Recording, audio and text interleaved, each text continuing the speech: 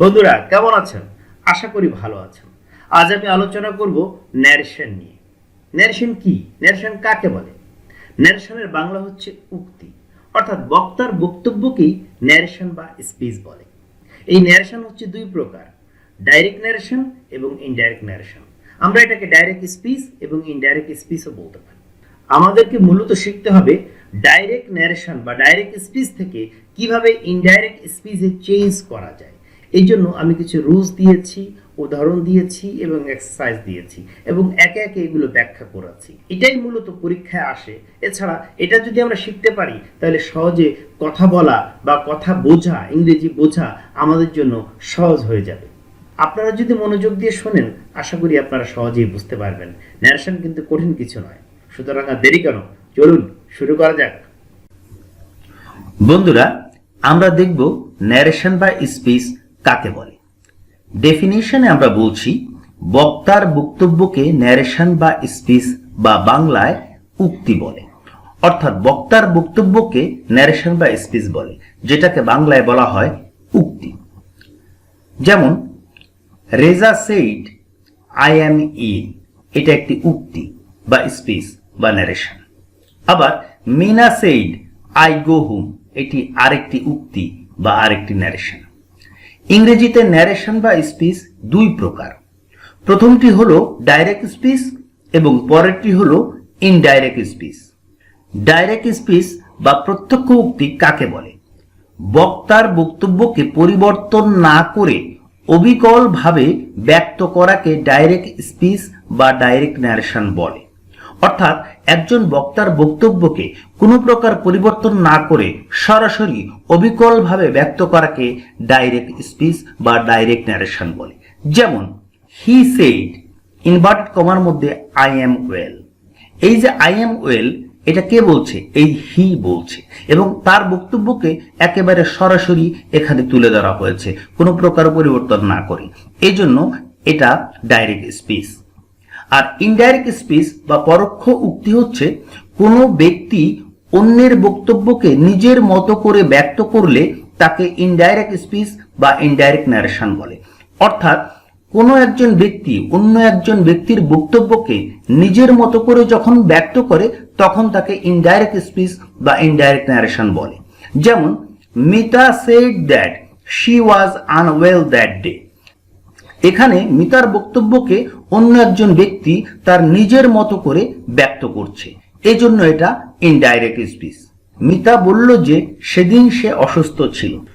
বন্ধুরা, আমরা মূলত ডাইরেক্ট ন্যারেশন থেকে ইনডাইরেক্ট ন্যারেশন করব, অর্থাৎ ডাইরেক্ট স্পিচ থেকে ইনডাইরেক্ট স্পিচে চেঞ্জ করা শিখতে হবে আমাদেরকে।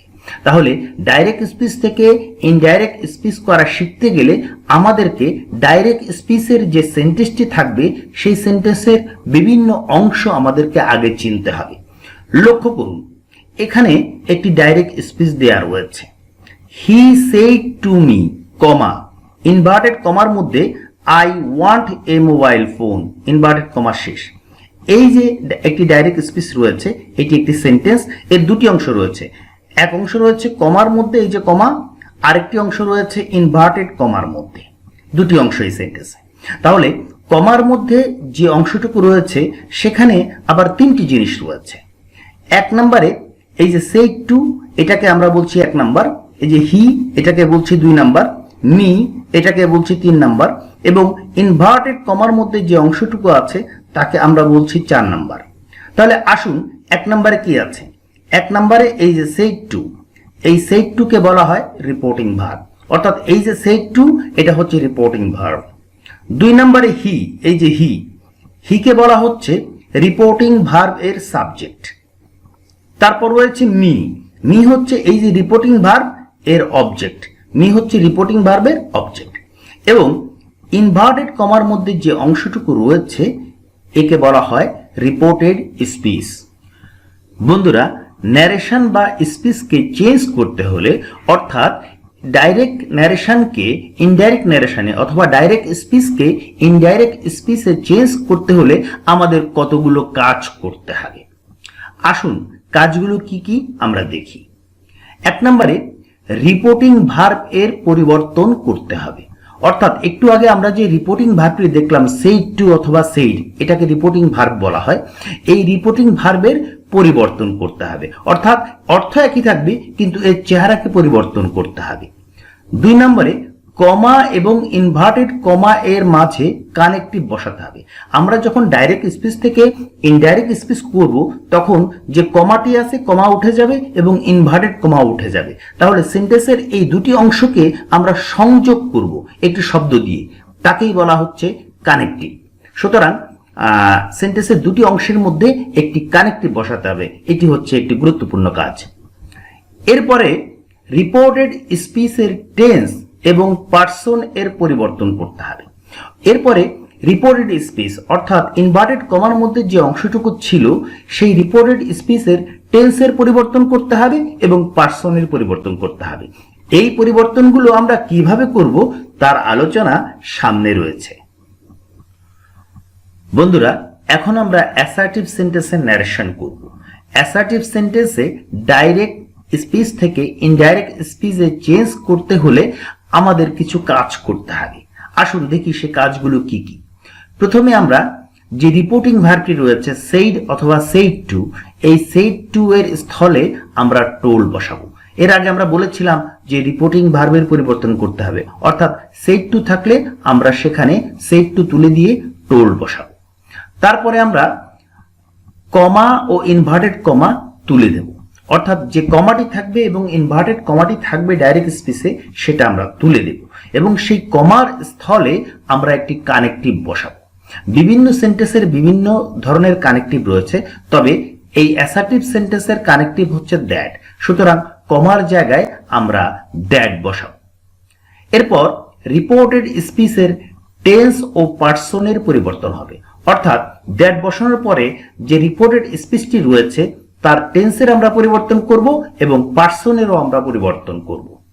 তবে রিপোর্টিং ভার্বটি প্রেজেন্ট বা ফিউচার টেন্স হলে, অর্থাৎ সেইড এর স্থলে সে অথবা উইল সে হলে, অর্থাৎ সে মানে প্রেজেন্ট টেন্স, উইল সে মানে ফিউচার টেন্স, অর্থাৎ রিপোর্টিং ভার্বটি যদি প্রেজেন্ট অথবা ফিউচার টেন্স হয় তাহলে রিপোর্টেড স্পিচের শুধুমাত্র পার্সনের পরিবর্তন হয় কিন্তু টেন্সের কোনো পরিবর্তন হয় না। অর্থাৎ রিপোর্টিং ভার্বটি যদি প্রেজেন্ট অথবা ফিউচার টেন্স হয় তাহলে রিপোর্টেড স্পিচের পার্সনের পরিবর্তন হবে, টেন্সের কোনো পরিবর্তন হবে না। বন্ধুরা, ন্যারেশনে পার্সনের পরিবর্তন কিভাবে হয় সেটা নিয়ে এখন আমরা আলোচনা করব। রিপোর্টেড স্পিচের সাবজেক্ট যদি ফার্স্ট পারসন হয় তাহলে তা রিপোর্টিং ভার্বের সাবজেক্টকে ফলো করবে, অর্থাৎ রিপোর্টেড স্পিচের সাবজেক্টটি ফার্স্ট পারসন হলে তা ফলো করবে রিপোর্টিং ভার্বের সাবজেক্টকে। রিপোর্টেড স্পিচের সাবজেক্টটি যদি সেকেন্ড পারসন হয় তাহলে তা ফলো করবে রিপোর্টিং ভার্বের অবজেক্টকে, আর সাবজেক্টটি যদি থার্ড পারসন হয় তাহলে কোনো পরিবর্তন হবে না। আসুন আমরা উদাহরণ দেখি। 1 নম্বরে রয়েছে he said to me comma inverted কমার মধ্যে আই অ্যাম ইল। এই যে আই অ্যাম ইল এটা হচ্ছে রিপোর্টেড স্পিচ। দেখুন এর সাবজেক্টটি হচ্ছে আই মানে ফার্স্ট পারসন, ফার্স্ট পারসন হলে রিপোর্টিং ভার্বের সাবজেক্টকে ফলো করবে, অর্থাৎ এই যে আইটি এখানে রিপোর্টিং ভার্বের সাবজেক্ট কি আছে হি, আই ফলো করবে এই হি কে, অর্থাৎ এই হিটা আইর জায়গায় চলে আসবে। এখানে বলা আছে আইটি হি হয়ে যাবে, অর্থাৎ এই যে আই রয়েছে এটা হয়ে যাবে হি। এটা হচ্ছে ফার্স্ট পারসনের পরিবর্তন। এরপরে হি said to me comma inverted কমার মধ্যে রয়েছে ইউ আর গুড। এখানে রিপোর্টেড স্পিচ হচ্ছে ইউ আর গুড এবং রিপোর্টেড স্পিচের সাবজেক্ট হচ্ছে ইউ। রিপোর্টেড স্পিচের সাবজেক্ট যদি সেকেন্ড পারসন হয় তাহলে তা ফলো করবে রিপোর্টিং ভার্বের অবজেক্টকে। তাহলে এখানে ইউ এটা সেকেন্ড পারসন, এটা ফলো করবে এই যে রিপোর্টিং ভার্ব সেড টু, এর অবজেক্ট হচ্ছে মি, এই মি কে। তাহলে ইউর জায়গায় মি চলে আসবে, মি হচ্ছে অবজেক্টিভ ফর্ম, এটা যখন সাবজেক্টের জায়গায় আসবে তখন হয়ে যাবে আই। দেখুন এখানে লেখা আছে ইউটি আই হবে, অর্থাৎ এই ইউটি হয়ে যাবে আই। 3 নম্বরে রয়েছে Mita shed to me comma inverted comma he is nice. এটা হচ্ছে রিপোর্টেড স্পিচ। দেখুন এখানে রিপোর্টেড স্পিচের সাবজেক্ট রয়েছে হি মানে থার্ড পারসন। এই যে রিপোর্টেড স্পিচের সাবজেক্ট যদি থার্ড পারসন হয় তাহলে কোনো পরিবর্তন হবে না, অর্থাৎ এই যে হি রয়েছে যেহেতু এটা থার্ড পারসন এর কোনো পরিবর্তন হবে না, এই হিটি সরাসরি এখানে বসে যাবে। দেখুন লেখা আছে হি থাকবে। বন্ধুরা এতক্ষণ আমরা দেখলাম পার্সনের পরিবর্তন, এখন আমরা দেখব টেন্সের পরিবর্তন, অর্থাৎ রিপোর্টেড স্পিচের টেন্সের পরিবর্তন কিভাবে হয়। আসুন দেখি। রিপোর্টেড স্পিচটি যদি প্রেজেন্ট ইনডিফিনিট টেন্স হয় তাহলে তাকে পাস্ট ইনডিফিনিট টেন্সে পরিবর্তন করতে হবে। রিপোর্টেড স্পিচটি যদি প্রেজেন্ট কন্টিনিউয়াস টেন্স হয় তাহলে তাকে পাস্ট কন্টিনিউয়াস টেন্সে পরিবর্তন করতে হবে। রিপোর্টেড স্পিচটি যদি প্রেজেন্ট পারফেক্ট টেন্স হয় তাহলে তাকে পাস্ট পারফেক্ট টেন্স করতে হবে। পাস্ট ইনডিফিনিট টেন্স হলে তাকেও পাস্ট পারফেক্ট টেন্সে পরিবর্তন করতে হবে। পাস্ট কন্টিনিউয়াস টেন্স হলে রিপোর্টেড স্পিচটিকে পাস্ট পারফেক্ট কন্টিনিউয়াস টেন্সে পরিবর্তন করতে হবে। রিপোর্টেড স্পিচটি যদি পাস্ট পারফেক্ট টেন্স হয় তাহলে সেটি পাস্ট পারফেক্ট টেন্সই থাকবে। আপনারা এই চারটি মুখস্থ করে ফেলবেন। বন্ধুরা রুলস তো অনেক হলো, আসুন এখন আমরা এই রুলসগুলোকে ফলো করেই অ্যাসার্টিভ সেন্টেন্সের ডাইরেক্ট ন্যারেশনকে ইনডাইরেক্ট ন্যারেশন করব। দেখুন Mita shed to me comma inverted কমার মধ্যে রয়েছে I want a mobile today. এই হচ্ছে সেন্টেন্সটি। তো ইনভার্টেড কমার মধ্যে যে রিপোর্টেড স্পিচ রয়েছে এটা দেখেই আমরা বুঝতে পারছি এটা অ্যাসার্টিভ সেন্টেন্স। আমরা মূলত অ্যাসার্টিভ সেন্টেন্সেরই ন্যারেশন করছি এখন। তাহলে আসুন কই, প্রথমে মিতা, এই মিতা বসে গেল, আমরা মিতা বসালাম। তারপরে আমরা রিপোর্টিং ভার্বের পরিবর্তন করব। আমরা নিয়মে বলেছিলাম সেইড টু বা সেইড থাকলে সেখানে আমরা টোল বসাবো। এই সেইড টু এটা তুলে দিলাম, সেখানে টোল বসালাম। তাহলে মিতা টোল্ড, এরপরে এই মিটা সরাসরি বসে গেল, মিতা টোল্ড মি। এবার এই কমা উঠে গেল, ইনভার্টেড কমা উঠে গেল, তো কমা উঠে গিয়ে এখানে বসলো কানেক্টিভ দ্যাট। যেহেতু এটা অ্যাসার্টিভ সেন্টেন্স, অ্যাসার্টিভ সেন্টেন্সের ন্যারেশন আমরা করছি, অ্যাসার্টিভ সেন্টেন্সের কানেক্টিভ হচ্ছে দ্যাট, সে দ্যাট বসালাম। তারপরে আমরা দেখব এই রিপোর্টেড স্পিচের সাবজেক্টটি কোন পারসন। সাবজেক্ট এখানে আছে আই মানে ফার্স্ট পারসন। আমরা নিয়মে জানি যে রিপোর্টেড স্পিচের সাবজেক্ট যদি ফার্স্ট পারসন হয় তাহলে সেটা ফলো করে রিপোর্টিং ভার্বের সাবজেক্টকে। এখানে রিপোর্টিং ভার্বের সাবজেক্ট হচ্ছে মিতা, তাহলে আই ফলো করবে এই মিতাকে, অর্থাৎ মিতা আইর জায়গায় চলে আসবে। যেহেতু মিতা আমরা একবার এখানে লিখে ফেলেছি সেহেতু আমরা এখানে মিতা না লিখে প্রোনাউন লিখব শি, অর্থাৎ এই শি দিয়ে মিতাকেই বোঝানো হচ্ছে। তাহলে আইর জায়গায় শি বসলো, আমাদের পার্সন পরিবর্তন হয়ে গেল। এরপর আমরা দেখব এই সেন্টেন্সটি কোন টেন্সে আছে। I want a mobile today, সাবজেক্টের পরে আছে মূল ভার্বের প্রেজেন্ট ফর্ম, তাহলে এটা প্রেজেন্ট ইনডিফিনিট টেন্স। তাহলে রিপোর্টেড স্পিচ যদি প্রেজেন্ট ইনডিফিনিট টেন্স হয় সেটাকে নিয়ম অনুযায়ী করতে হয় পাস্ট ইনডিফিনিট। তাহলে আমরা এটাকে পাস্ট ইনডিফিনিট করে ফেলবো এখন। তাহলে পাস্ট ইনডিফিনিট করতে গেলে এই যে ওয়ান্ট মূল ভার্বটি রয়েছে এর পাস্ট ফর্ম করে দিতে হবে। এর পাস্ট ফর্ম হচ্ছে ওয়ান্টেড, তাহলে শির পরে আমরা ওয়ান্টেড বসালাম, পাস্ট ইনডিফিনিট হয়ে গেল, শি ওয়ান্টেড। এরপর এই যে এ মোবাইল বসে গেল। তারপরে এখানে আছে দেখুন টুডে থাকলে দ্যাট ডে বসাতে হয়, এই জন্য আমরা টুডের জায়গায় দ্যাট ডে বসালাম, ফুল স্টপ দিলাম। তাহলে কি দাঁড়ালো, Mita told me that she wanted a mobile that day. আমাদের ইনডাইরেক্ট ন্যারেশন বা ইনডাইরেক্ট স্পিচ হয়ে গেল। বন্ধুরা লক্ষ্য করুন, রিপোর্টেড স্পিচের মধ্যে যদি, অর্থাৎ এই ইনভার্টেড কমার মধ্যে যদি এই শব্দগুলো থাকে, এই যে টুডে যদি থাকে তাহলে হয়ে যাবে দ্যাট ডে। এখানে দেখুন টুডে আছে, আমরা দ্যাট ডে বসিয়েছি। যদি টুমরো থাকে তাহলে হয়ে যাবে দি নেক্সট ডে। যদি ইয়েস্টারডে থাকে তাহলে হবে দি প্রিভিয়াস ডে।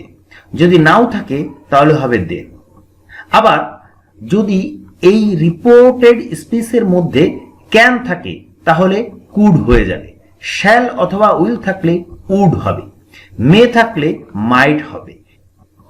এবং যদি মাস্ট থাকে তাহলে মাস্টের জায়গায় হ্যাড টু বসে বা হ্যাড টু বসাতে হয়। আশা করি আপনারা বুঝতে পেরেছেন। আমাদের অ্যাসার্টিভ সেন্টেন্সের ন্যারেশন হয়ে গেল। বন্ধুরা আমি আপনাদের জন্য একটি এক্সারসাইজের ব্যবস্থা করেছি। এই এক্সারসাইজে অ্যাসার্টিভ সেন্টেন্সের ন্যারেশন দেওয়া আছে। আসুন এই ন্যারেশনগুলো করি। প্রথমে রয়েছে he said to me comma inverted কমার মধ্যে আই গেট আপ আর্লি। এটা একটি অ্যাসার্টিভ সেন্টেন্স। তাহলে আসুন আমরা ন্যারেশনটি করে ফেলি। প্রথমে হি আছে, হিটা বসিয়ে দিলাম। তারপরে দেখুন রিপোর্টিং ভার্বটি আছে সেড টু। আমরা জানি রিপোর্টিং ভার্ব সেড টু থাকলে সেটা উঠে গিয়ে সেখানে টোল্ড বসাতে হয়, তাই আমরা সেড টু তুলে দিয়ে সেখানে টোল্ড দিলাম। তারপর রিপোর্টিং ভার্বের অবজেক্ট মি সরাসরি বসে গেল, হি টোল্ড মি। এবার এই যে কমা, এই কমা তুলে দিলাম এবং ইনভার্টেড কমা তুলে দিলাম।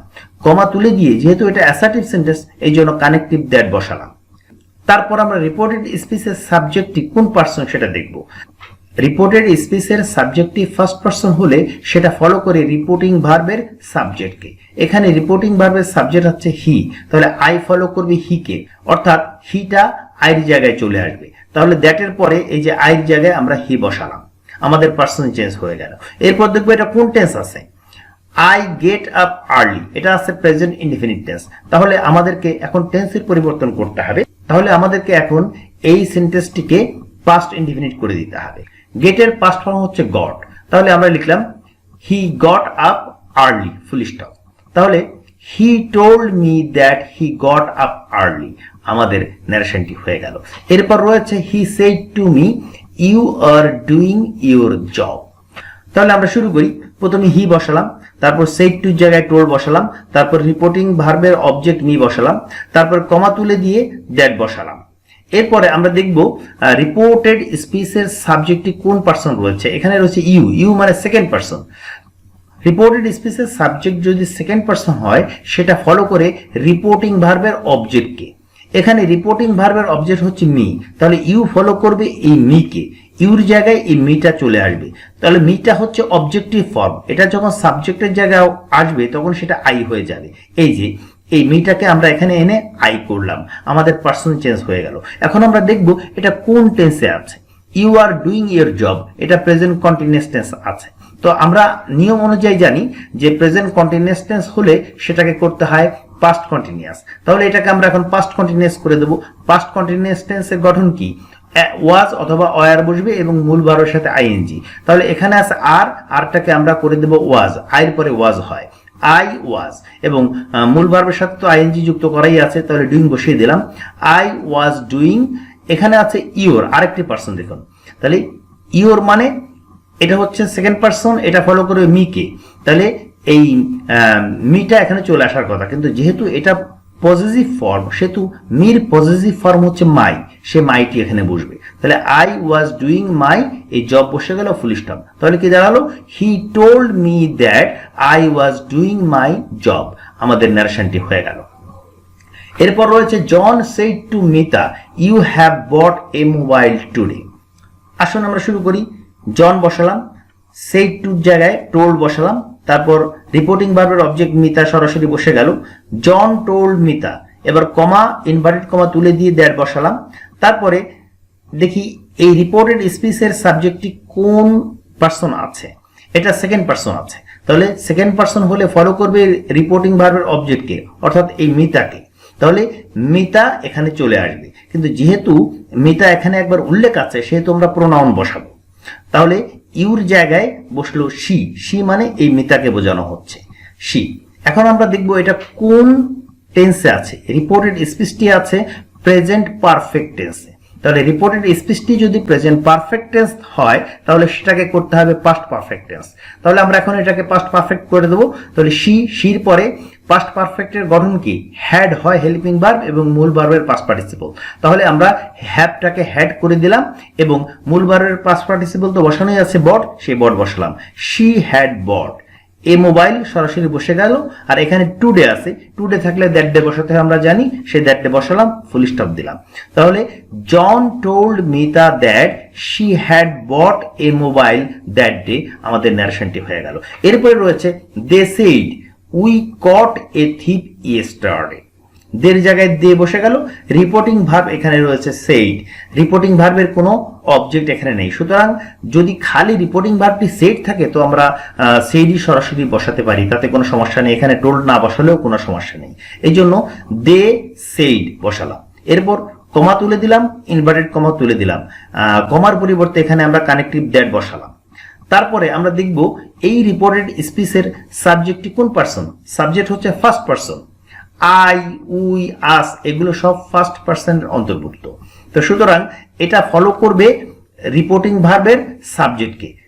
রিপোর্টিং ভার্বের সাবজেক্ট এখানে আছে দে, তাহলে উই ফলো করবে দে কে, তাহলে এই দেটি উইর জায়গায় চলে আসবে, তাহলে দে আমরা বসালাম। এরপর আমরা দেখবো এটা কোন টেন্স আছে। We caught a thief yesterday, এটা পাস্ট ইনডিফিনিট টেন্স আছে। তো নিয়ম অনুযায়ী জানি রিপোর্টেড স্পিচটি যদি পাস্ট ইনডিফিনিট টেন্স হয় সেটাকে পাস্ট পারফেক্ট টেন্স করে দিতে হয়। তাহলে দের পরে আমরা কি বসাবো, একটা হেড আনবো, যেহেতু এটাকে পাস্ট পারফেক্ট টেন্স আমরা করব, হেড বসালাম। তারপরে কটের পাস্ট পার্টিসিপল কট, সে কট বসালাম।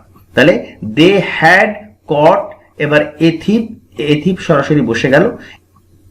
আমরা জানি ইয়েস্টারডে থাকলে দি প্রিভিয়াস ডে বসাতে হয়, এই জন্য এই ইয়েস্টারডে আছে, এর পরিবর্তে আমরা দি প্রিভিয়াস ডে বসালাম এবং ফুল স্টপ দিলাম। তাহলে কি দাঁড়ালো, they said that they had caught a thief the previous day.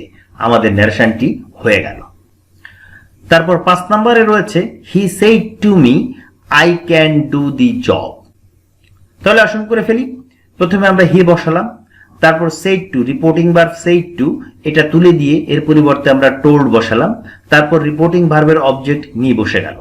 এবার কমা এবং ইনভার্টেড কমা উঠে গেল, কমার জায়গায় কানেক্টিভ আমরা দ্যাট বসালাম। তারপর আমরা দেখব রিপোর্টেড স্পিচের সাবজেক্টটি কোন পারসন।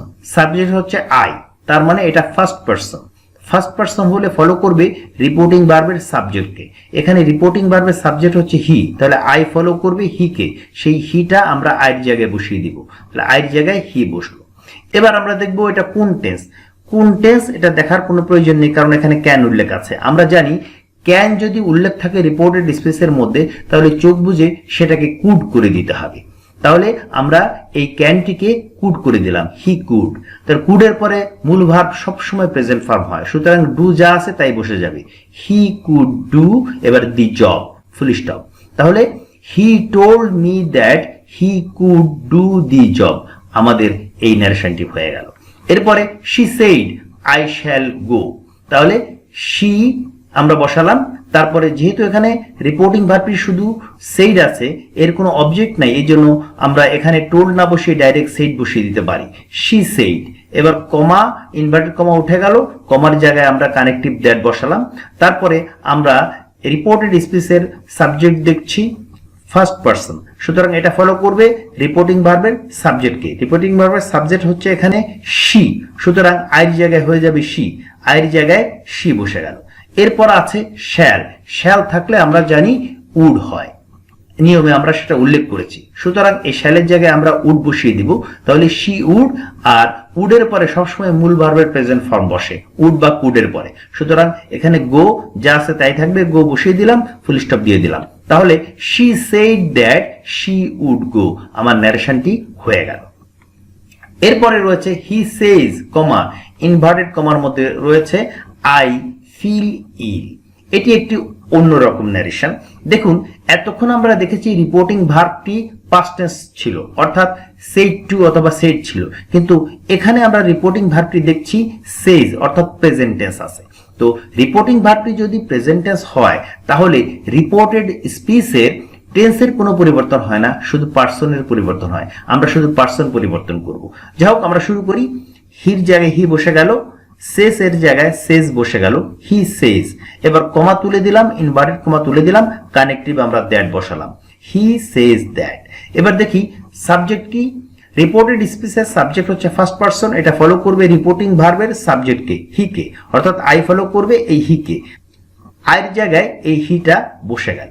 তারপর আমাদের টেন্সের যেহেতু কোনো পরিবর্তন হবে না, আমাদের টেন্স নিয়ে কোনো চিন্তার কারণ নেই, সুতরাং হির পরে আমরা বসাবো ফিল, কিন্তু যেহেতু হিটি থার্ড পারসন সিঙ্গুলার নাম্বার, সেজন্য ফিলের সাথে এস হবে, ফিলস, হি ফিলস।